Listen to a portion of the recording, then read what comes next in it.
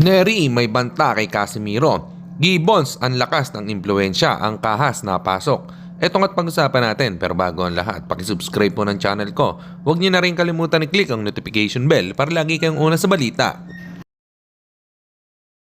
Pag-usapan nga po natin mga kaboxing, tila dahil sa tulong ni MP President Sean Gibbons ay dalawa sa mga Pinoy boxer natin ang natulungan niya at pinalad na makapasok sa bagong tatag na promotion, ang SUPA, na dalawang bigatin ang pinagsama na si Dana White at si kamahalang Turkey Alalchik. Una nang nakapasok ay si Mark Magnifico Magsayo. Ngayon naman ay si former IBF World Champion Jerwin Angkahas.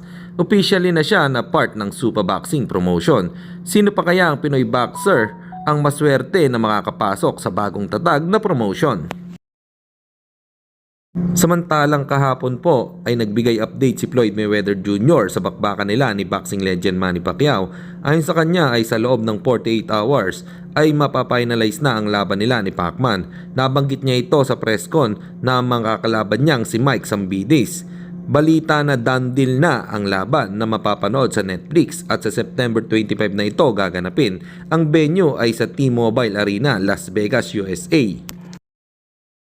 At sa kabilang balita naman tayo mga kaboxing, para kay Luis Pantera Neri, ayaw na niyang magsalita verbal kay Janrel. Cuadro Alas Casimiro ang gusto niyang pagsalitain ang kanyang kamao.